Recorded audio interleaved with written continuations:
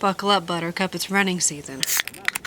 Problems in the paper, put my problems paper, dial up the deputy, mad at my brown. Problems in the paper, put my problems paper, dial up the deputy, mad at my brown. Problems in the paper, put my problems paper, dial up the deputy, mad at my brown. I ran the Imogene Pass Run, 17.2 miles and around 5,500 feet of elevation. This video has been a long time coming. I got a new microphone. Well, I've had this microphone, but I don't use it because I don't know if it makes a difference. My running journey this year has kind of been a whirlwind. I was documenting my training for this season to prepare for the half marathon that I did last year, and then the Imogene Pass Run. So for those that don't know, the Imogene Pass Run goes from Ouray, Colorado to Telluride, Colorado. The mountain passes in this area are really popular, especially for like vehicles, because you can drive like really long distances and see just the beauty of the San Juan Mountains. It's so pretty up there. I'm still trying to figure stuff out. I always tell people, if I can do it, you can do it, honestly. It is time to finally get my ass into gear. March marks the start for my running season. I have my new running shoes. I ordered a new pair for this season. I was wearing Brooks last year. I ordered a shoe this year to help with my pronation, so I don't get blisters and shin splints and stuff.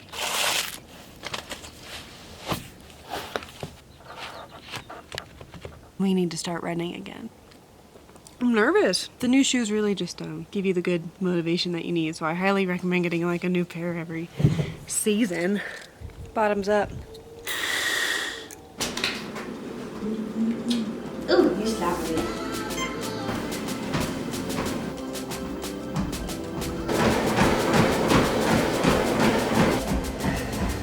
I decided to try the Nike Run Club app. It was free. I saw some girl on YouTube, I forget her name. She was doing the Nike Run Club and she really liked it. I did use that for like 5 or 6 weeks. So it made me focus on like tempo running, speed training. I feel like the app helped me improve my form because the guy was always talking about like where to put your arms, like keep looking forward. It's just stuff that you pay attention to but you forget about.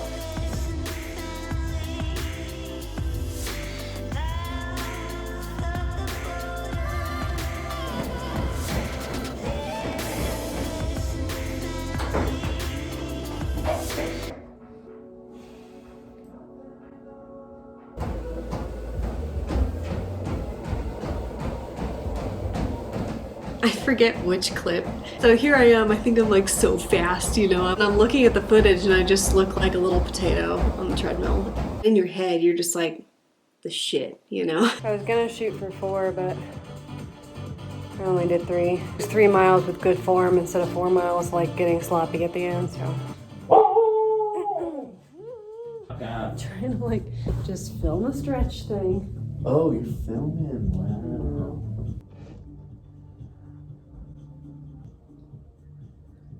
So in April, I actually tried to go back to my regular mileage. Last September, I was running like I could just go out and run 8 miles. So I tried to go on this long run. I tried pushing myself too soon. I had a really low mileage at this point, maybe like 4 miles tops. So I got back from this run and realized you feel like shit. I tried to convince myself that I wasn't overtraining. Looking back, I'm like, fuck yeah, Amanda, you overtrained. Like you can't go from like 3 miles sometimes and just go out and run 8 miles. Sure, you can do it, but your body's not ready for that.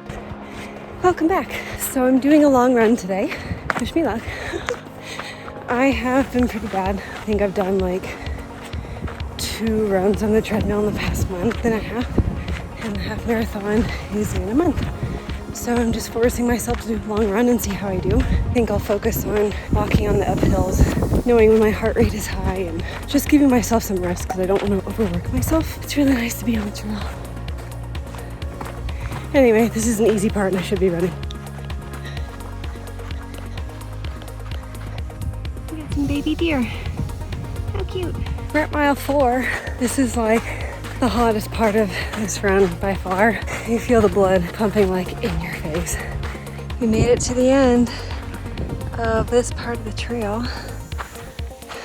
You gotta go all the way back.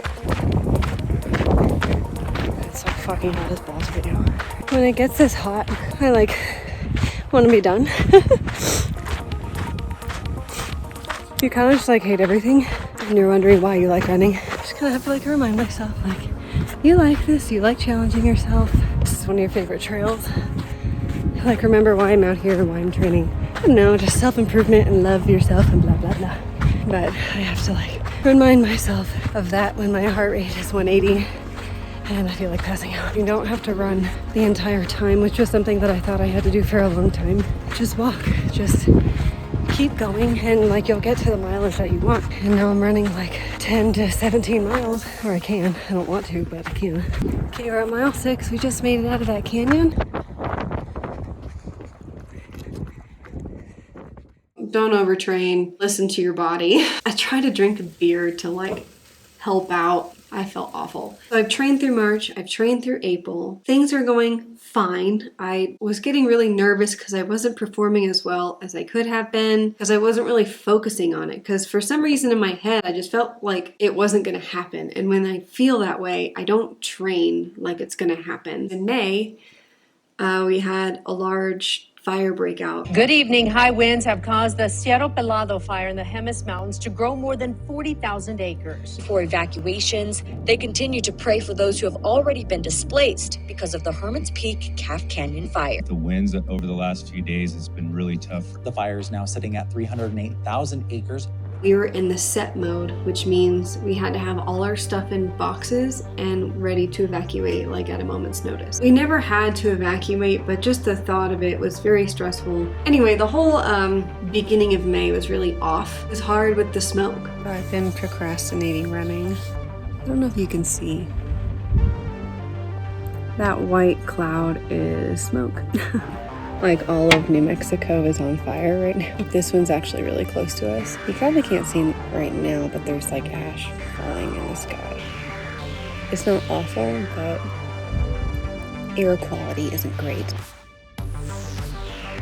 We have about 20 days. I have not been running, so wish me luck. I've had pre-workout and my inhaler. I'm kind of feeling just tired today. I use my little belt for my phone. Since it's a short run, I'm just gonna use this. It's gonna be about 3.5 miles. So I'm looking at my watch right now to see how hot it is outside and look at the air quality. Usually it's at like a 7, so.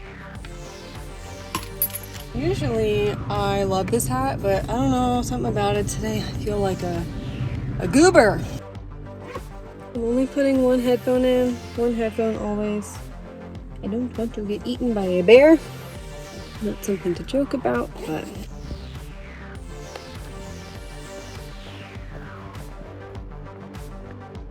I don't know if you can see, so there's a mountain way off in the distance and it's completely covered by smoke. That's all smoke right there, just going across. I'm like doing pretty shitty. And then all of a sudden I'm like, oh yeah, I can do this. No problem.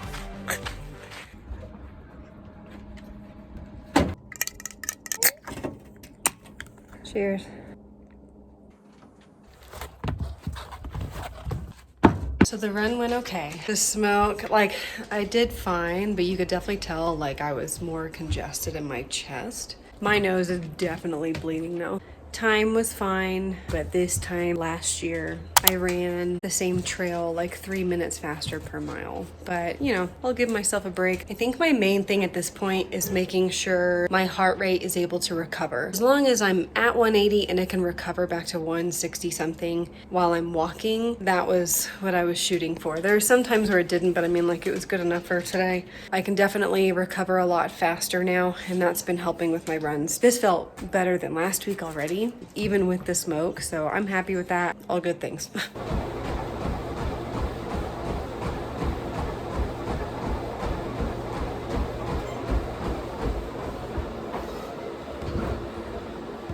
They did end up canceling that race, the one in May, the Jemez Mountain Trail Run. To me, it was kind of a relief because you don't want to be running in that smoke, and also I just wasn't prepared. Minus like the mountains where the fire was going. Our town specifically was okay. Nothing compared to what we were hearing of the fires happening all around us. So after the race was canceled, the main focus was Imogene.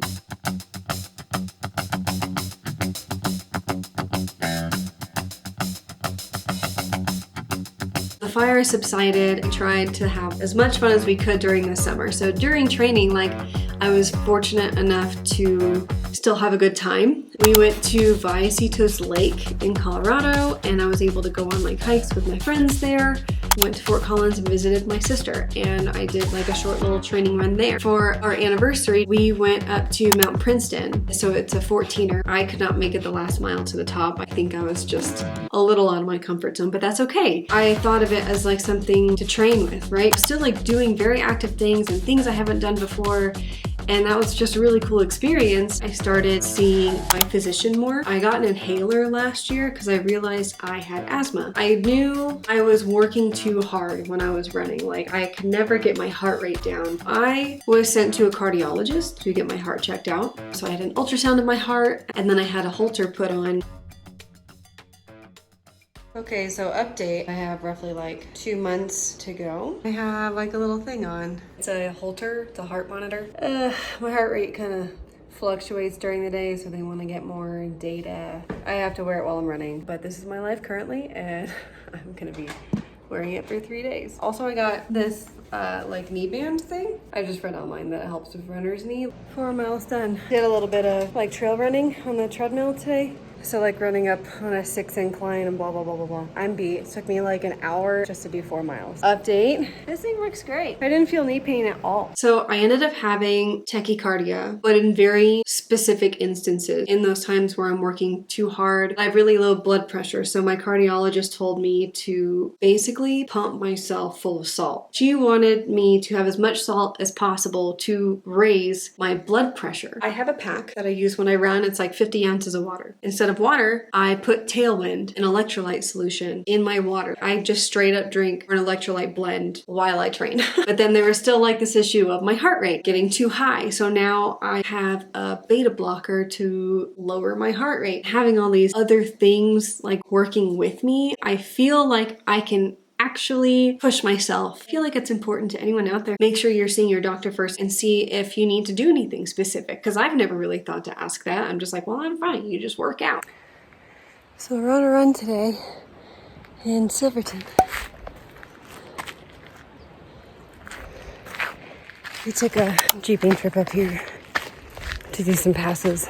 Did Black Bear yesterday. As far as like my running goes, this is like the first run I've had without an inhaler in a while. And I can definitely feel it. I'm getting a new one in a week or so. That hopefully works better for me. So I'm kind of just taking it slow because it's all uphill, which is what we wanted. But just trying to breathe. We actually got married here in Silverton, like right down the road.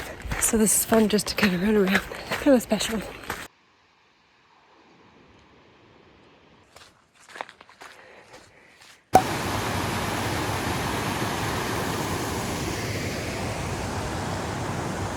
Yeah, let me tell you, running without music blows. Just the sound of nature. There's an old mine, pretty cool. And we're heading back down. I love when going up. It takes an hour, and going down takes 20 minutes. We're already on the straightaway back to camp. It'll be 6 miles total. I started hiking up our ski hill. I wanted to simulate the Imogene Pass Run. So the cutoff for this race is 7.5 miles in 2.5 hours. And you're like, no problem. I can totally make the cutoff. Or at least last year, I did not take into account, like, you will be hiking. Amanda, you are not fit enough to just run uphill without stopping. I barely made that cutoff last year by like literally 5 seconds. I was naive. I was like, I got this. Like, we'll just go up this pass. It'll be so much fun. No, I didn't want that to happen this year. That was too stressful. The amount of anxiety I had before this race was like way more than last year because I barely made that cutoff. And I didn't want that disappointment of being turned around. So that's why I started hiking up the ski hill. It is an incline and you just have to hike. There's no way I can run up that road. I'm running up the ski hill today. It's kind of like our second home. What I needed to get to the cutoff was 16 minutes per mile to 20 minutes per mile maximum. So I like kept track of that on the ski hill. It was the smartest thing I could have done.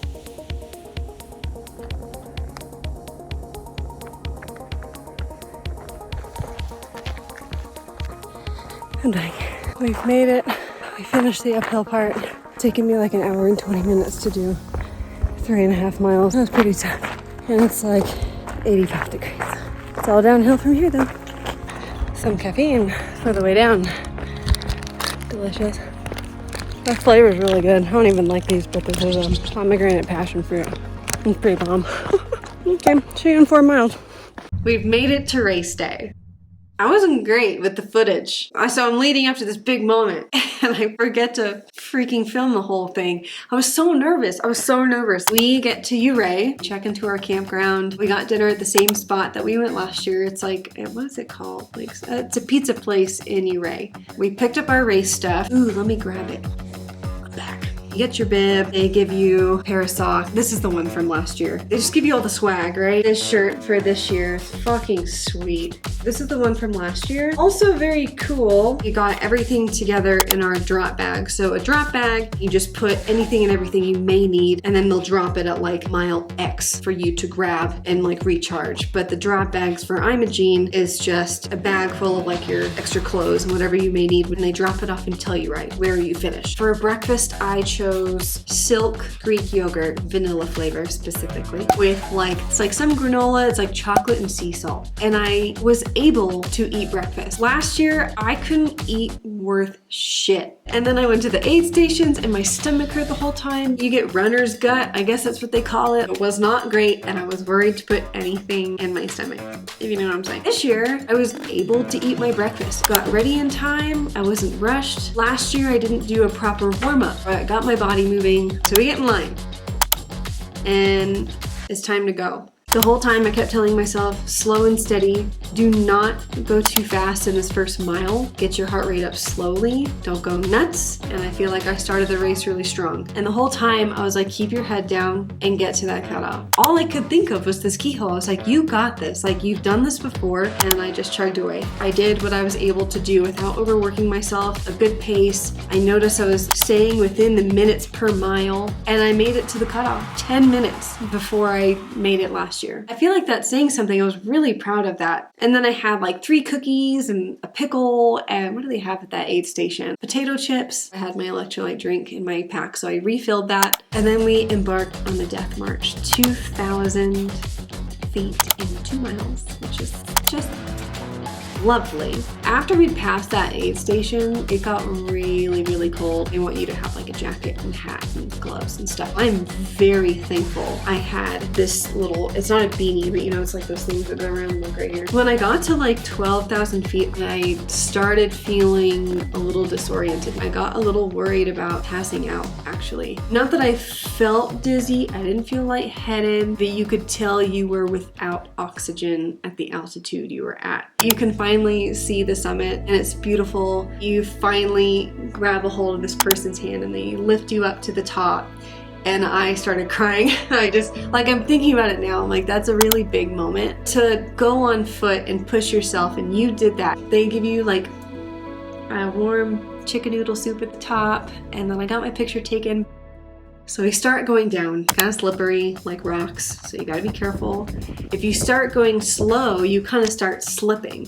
So you just kind of have to like put your feet at an angle, that's what I've learned, and you just go down that way. And so I felt really confident. I was going a lot faster than I was last year. I wasn't timid, I was just going for it. And even this guy was like, good footwork, and I'm like, thank you. Because that's not me, but I have learned that now. So I ran the whole 7 miles without stopping. I think there was like one time and I had an orange slice.